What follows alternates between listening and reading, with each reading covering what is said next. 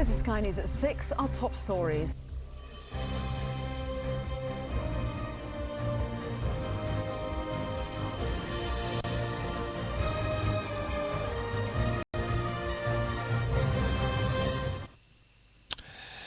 Bonsoir, bonjour mesdames et messieurs, vous êtes sur RCI, c'était un plaisir d'être avec vous. Nous allons donc vous présenter notre émission, notre chronique financière nous sommes sur RCI TV Business. Et bien, les actualités que nous avons concoctées sur le plan économique, alors tout particulièrement, nous allons vous présenter un reportage sur l'immobilier. Faut-il investir dans l'immobilier? Est-ce que l'immobilier est aussi sûr que la bourse, qui n'est pas en bonne posture actuellement? Nous irons sur le Maroc, terre d'asile pour les entreprises dans le domaine de l'automobile. D'après ce qu'on sait, eh bien, les chiffres marocains sont très très élevés. On a des croissances à deux chiffres. On parle de 20% quasiment. Et puis nous irons rencontrer un chef d'entreprise qui est bilatéral, qui est Maroc et France. 3000 personnes, c'est une réussite évidente. Donc nous allons voir ça dès à présent et nous allons commencer par l'immobilier.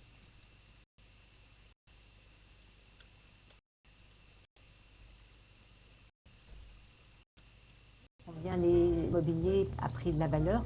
Sur la Société canadienne d'hypothèques et de logement, le marché immobilier est profitable, spécialement à cause du bas d'intérêt hypothécaire qu'offrent les banques. Au cours des derniers mois, certaines banques ont affiché un taux d'intérêt inférieur à 3% pour une période de 5 ans. Les frais d'hypothèque maintenant sont la plus basse dans l'histoire. Okay? C'est le temps d'acheter. Quand on peut faire quelque chose avec l'argent de quelqu'un d'autre, c'est toujours la meilleure chose à faire. Alors, utilise l'argent d'une banque pour acheter une maison. Il faut emprunter pour investir. D'abord, si on attend d'avoir économisé la somme totale du coût d'un logement, on achète à l'âge de 70 ans à peu près. Si on est smart, on peut placer son argent à 5-6% et emprunter à 3% et quelques. Est-ce que c'est une bonne idée lorsqu'on est déjà propriétaire d'une propriété dans laquelle il y a une deuxième pour avoir plus de revenus? Oui, ça peut être une bonne idée, spécialement dans cette récession-là. Les taux d'intérêt sont bas, alors on peut acquérir une autre propriété pour créer un revenu additionnel pour rentrer dans cette économie. Alors, il faut vraiment regarder les variables en avance pour voir si c'est une bonne choix de cette économie pour faire ça. Pour miser sur les investissements immobiliers satisfaisants et rentables, il y a certaines règles à appliquer. La première des choses, c'est l'emplacement. Ce que les Anglais appellent location. Vous ne pouvez pas faire un mauvais investissement si votre achat est bien tué dans la ville. Ne visez pas le bel appartement de luxe avec un grand balcon, on voit le lac et tout, mais dans un coin perdu, sinistre, où il fait moins 16 en hiver, et où personne ne voudra l'habiter. Vous aurez de la peine à trouver un bon locataire, vous n'aurez pas envie d'occuper vous-même, vous aurez de la peine à le revendre.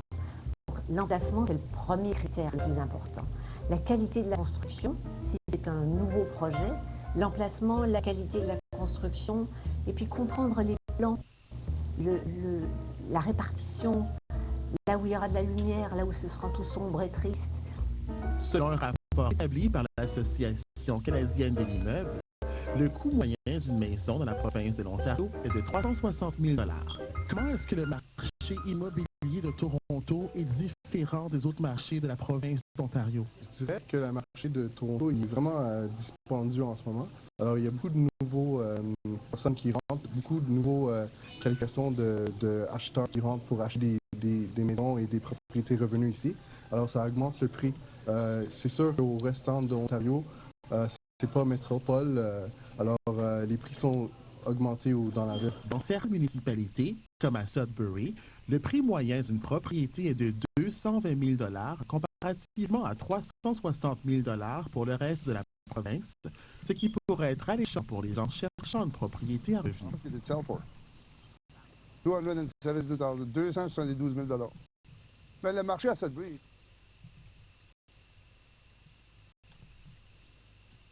En fait sur vos efforts à vous au ministère pour brasser en fait ce genre d'entreprise vers le Maroc? Alors nous, ce qu'on a développé avec le plan d'accélération industrielle, il y a deux piliers essentiels qui font qu'aujourd'hui, ce type de multinationales s'intéresse au Maroc. Ils ne sont pas les seuls. Vous le savez très bien, ils ne sont pas les seuls. Mais il y a ce qui a été fait sur une base historique, donc les réussites sur lesquelles on doit capitaliser, mais il y a aussi les perspectives et la vision qu'on développe. Ce type d'entreprises ont besoin de savoir où est-ce qu'un pays pour un secteur. Ils ont besoin de lire un pays avant de pouvoir y investir. Et c'est pour ça qu'au niveau du plan d'accélération industrielle, on a essayé de développer entre 2014 et 2020 la première vision pour la mise en œuvre du plan d'accélération au niveau du secteur automobile.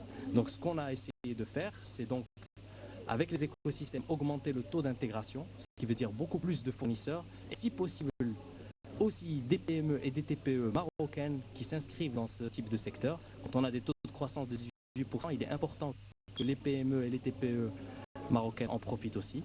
Ce qui est aussi essentiel, c'est que avec ces écosystèmes, on puisse donner de la visibilité. Donc on a essayé de développer, nous, ce qui nous intéresse, le nombre d'emplois, donc des objectifs à plus de 90 000 emplois entre aujourd'hui et 2020, et avec 56 000 qui sont déjà identifiés à travers 4 écosystèmes que sont le câblage, l'emboutissage, l'intérieur, les sièges et les batteries.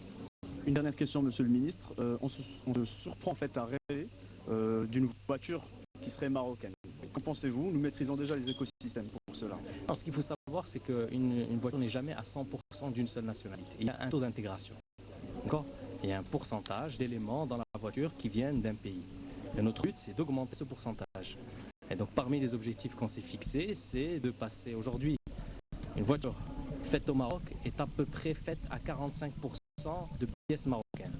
Ce qu'on doit réaliser, c'est augmenter ce taux. Et notre objectif, je peux vous le dire, c'est plus de 21% entre aujourd'hui et 2020. Merci. En majorité marocaine. Merci beaucoup, Monsieur le Ministre. Merci.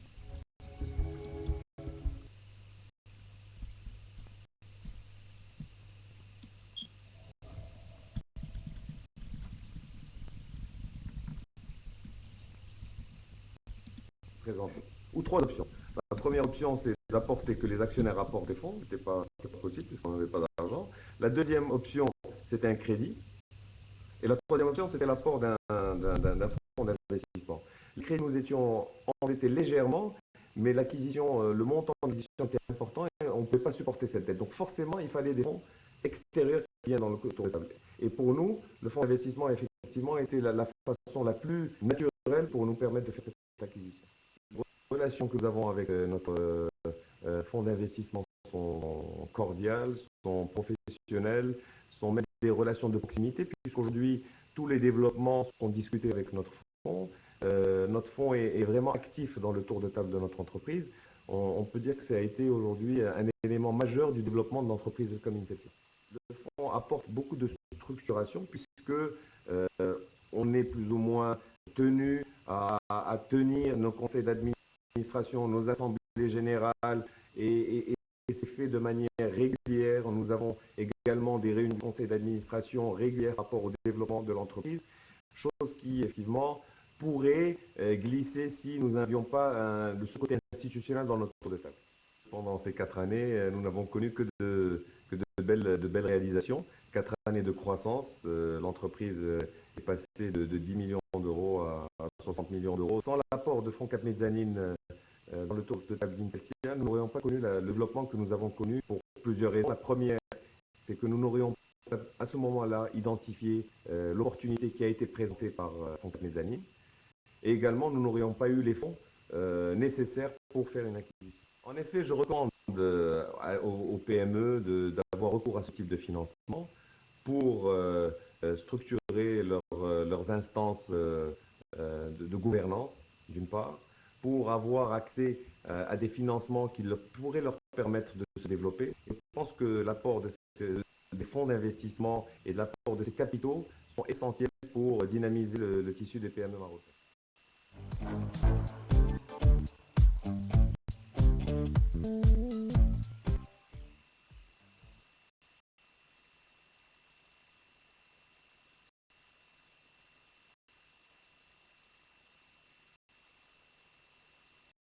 Alors, je n'ai pas mis le micro.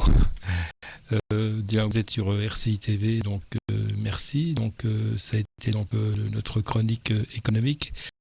Si vous avez des informations à nous demander ou si vous recherchez un partenaire financier, écrivez au Club Entreprendre ou vous mettez un email. Alors, l'email c'est rci13@hotmail.fr. C'est donc les formations du Club Entreprendre qui peut vous trouver un partenaire sans problème. Enfin, vous verrez avec eux et nous nous chargerons nous également au niveau de RCI de couvrir cet événement de recherche par des interviews vraisemblablement de manière sur nos studios. Donc n'hésitez pas à nous en parler. Et je vous souhaite une bonne journée. Alors nous allons maintenant directement aux actualités nationales, internationales et aux actualités locales dès à présent. Alors on se quitte et on se retrouve dans quelques instants pour les autres